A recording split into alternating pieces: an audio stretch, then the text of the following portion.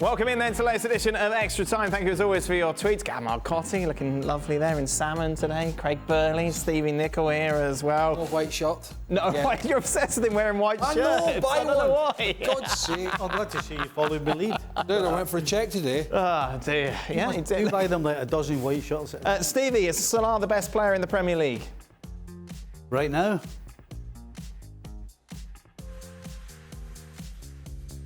Unless I can come up with somebody else, which I can't right now, I've got to say yes. Yeah. Yeah, I can't think of anybody who's producing. No. No, I suppose someone from elsewhere. Bernardo Silva's having a great season for City, isn't he? But he's been great. Yeah, Salah. can't argue with that. But Salah, my goodness. Is he the best in the world at the moment, Gab? In the world? Wow. I mean, look, if you're talking over the past 2 weeks, 3 weeks, month, I think he would probably certainly be up there. But, you know, he's doing it over 12 months. He's certainly done it over 12 months. But, yeah, he'd have a case if he keeps this up. No question about it. I think if you look at all the leagues this season... Yeah, you're right, Messi. No, I think so. If you look at the season, Messi, I know, who Messi, else? Messi. Who's in, like, Messi. Salah? You know, Vinicius Junior's doing well for Real Madrid, but you'll have Salah over here. See it! But that Lewandowski fella's pretty good too. Yeah, all right, Jan. All right, Jan. Calm down. I'll get in there. Oh, no, we can't have that. We'll do Striker of the Year. Who would you have, Lewandowski or Salah at the moment? Salah. Yeah? Yeah. Yeah. Oh. Gab? Jorginho. Stop it. I don't know because I'm going to sound up my own backside here, but both these guys are outstanding. But they play for teams. They play for actual collectives. These aren't strikers in the sense that the other 10 guys just win the ball, give it to them, and they do something. They're all cogs in a machine, and they're all such good teammates too. I don't know. I might lean slightly towards Lewandowski, but there's not much in it. Gab, in hindsight, does Juve sacking Pirlo a regrettable decision seeing their current situation? I don't think so, because I think a lot of relationships had soured by that point. And I think it was obvious that, Pirlo perhaps wasn't quite ready for that job, although I think he brought a lot of good things. But again, if you're going to ask me to play Captain Hindsight, I can also report that, Allegri was always going to have a mountain to climb, especially when, he found himself with Cristiano Ronaldo walking out a day before the transfer window closed. I think that's often forgotten when people look at Allegri's situation at Juve. Stevie, would you agree on Del Piero's statement that it was easier to score goals now than it was back in his playing days? Yes. Yeah, I mean, if you watched the Merseyside derby today, you saw how much easier it is to play. Right. Again... What do you mean by that? Well, because of the way the game's played, because of the way it's refereed, and because of the ball, the field is much bigger. And so when you've got a team who are clearly... Listen, there wasn't a player today from Everton's side that were getting the Liverpool side. And what they were up against in the first 25 minutes was a team that made the field huge. The passing was... The accuracy was incredible. It was being hit at pace. It was controlled first time. It was passed second time. When a team's doing that to you, I don't care who you are, in today's game, it's hard to stop. You can't stop it. Would the generation before you say it was easier for your generation than theirs?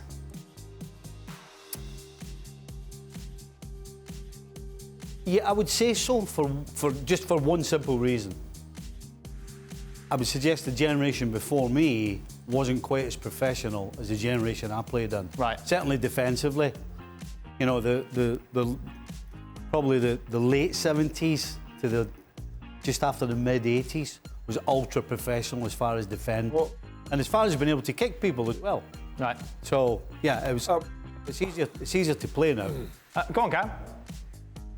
No, I just want to say, we can actually measure this quite easily and just look at the number of goals per game from the 80s to today. And the fact of the matter is they haven't gone up tremendously, but I think the single biggest difference. And I think this might be part of what Del Piero was talking about, is simply the imbalance in power between the bigger teams and everybody else. And part of that is due to money and polarization. I mean, we saw again, Stevie mentioned the the Liverpool derby. Liverpool's wage bill is, the gap between Liverpool's wage bill and Everton's wage bill is far, far higher today than it would have been in the 1980s when Stevie played against Everton. So that's a part of it. And the other big part is the Bosman rule. Obviously not such a factor in the UK because there weren't many foreigners other than the odd Dane, but a huge factor in the rest of Europe because, if you're Barcelona or Juventus or Real Madrid or Bayern, you can go out and get the best players available regardless of nationality. Whereas before you were limited to 3 or 4, and that ended up spreading out, that would just spread out a lot of the talent across all teams. So in that sense, it was much harder to score. I mean, the numbers are pretty clear that way about the imbalance rather than the total number of goals. To Craig, who is the angriest teammate you ever played with, and what made him stand out? Me. Yeah? Were you the angriest one? Not the angry. No. Was I? Were you angry on the pitch? No. What do you mean angry? Well, angry. Angry. Aggressive. Right. Oh, it needed to be. Same as everybody else. Right. If it wasn't going well, Yes. somebody's annoying me. Yeah. No, the 2 main dressing rooms I was in, Chelsea and Celtic, the guys were all very pushy. Okay. Pushy as in... Right. Everyone was motivating each other, kind of thing. If somebody was slacking, then people got angry. Right. So, yeah, I mean, Wisey was an angry little so-and-so. He could be. Quite a few. Yeah. I wouldn't say I was. No, I was. No, not at all. Did you have any anger? I can't imagine anyone particularly angry in that Liverpool. No, I would absolutely echo everything Craig said. Everybody, if you did something wrong, Yes. there was more than one ready to tell you. Right. Put it that way. And would that include yourself as well? When did you kind of have that confidence to do that? A week ago. Do what? To be a voice, because you go into that Liverpool dressing room, it's intimidating. When do you kind of have that? Yeah, absolutely. I think the best way to put it, there would be 2 or 3 who wouldn't mince words in telling you. Right. Whereas somebody like me would tell you in a different sort of way. Right. I wouldn't be sticking my finger in your face. Okay, good. But I'd make sure you knew you made a mistake. Right. Whereas there were others who would just blatantly come up. Okay. Go straight in your face and say, right. Don't do that again. But it's difficult to be angry when everybody's a senior player, pretty much. I mean, you're probably looking at dressing rooms where there are big personalities and maybe a lot of youngsters. Sure. Maybe they take it upon themselves to be a bit headstrong with the younger players. If you're in a dressing room and you're all kind of similar age and you're all being at a similar standard of clubs and blah, blah, blah, then it's much of a much. Rather than angry, did you have anybody that was miserable? What are you looking at? Because I'm asking you. Well, actually... Hey, Craig, rather than angry, was it anybody no, miserable? see, we were not like that in the dressing room. No, but just here. Yeah, just retirement. The reason, because I thought about a guy called Kevin McDonald, Scottish guy. Now, his nickname was Albert. Albert. Yeah. Well, because there was a programme called Coronation Street. Okay. And there was an old guy who was the most miserable and he moaned about everything. His name was Albert Tatlock. Okay. And he was the same. It didn't matter what it was. He always found something wrong with it. Oh. Just constant. Everything. Right. Everything. And he was Albert. And he was Albert. Gab, we've had a lot of questions about this subject. What's the key to cooking perfect risotto? Ask him if it's Oh my goodness. Without going into this too long, you want to toast. Well, obviously, you want to get good rice. I recommend arborio or carnaroli. You want to toast the rice, which basically means when you put it in, just put it in with a little bit of oil or butter. Let it heat up a little bit. Obviously, then deglaze it with wine. At the start, you want good quality stock. Have the stock bubbling at a low boil throughout, and then just keep adding ladles as needed, and just keep it wet and keep stirring it and moving it around.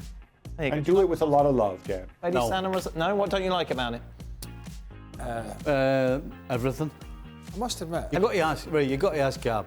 Right, go on, Because you can ask him. Gab was coming to my house and I said, what do you want? Do you want spaghetti bolognese? Do you want this? Do you want that? Yes. And as soon as he said, well, only if you're going to cook the spaghetti properly. So I went, well, nobody did that. Scored that right off. How do you? How do you cook He wanted spaghetti fresh. properly? Did you want fresh spaghetti, Gab? No, I looked at it this way. I'm going into a Scottish household. I appreciate you rolling out the red carpet by offering spaghetti a ragu or spaghetti alla bolognese, as you call it. But then I figured, why don't I get something from your culture? And so I opted for. I think we had a delicious. Was it shepherd's pie we had with mince? Oh, it was very good. It was good. Turn it. Okay. A lot. So when you here's just throw this in there. You don't cook the spaghetti in the boiling water. It's clearly your missus. Correct. Hazarding Well, actually, I don't do anything. Oh, I know that. I eat Hazarding a guess, what would you say would be the time frame for the aforementioned spaghetti to go in the water? Not a clue. Yeah, what would you say, Steve? How long would it Just take? guess. How long would it take to I'll cook tell you what, spaghetti? if I cook spaghetti myself, if Yes. I was away, right? Yep. I think, right, you know what? I'm going all out. And Wow, you're going to cook right? Boil the water. Yeah. Difficult. boil the water. Yes.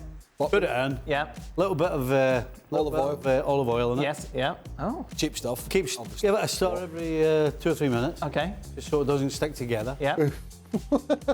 Yeah. Right away until the begins to start. Oh. About half an hour. How long does that take? I don't know. I'm usually doing other things.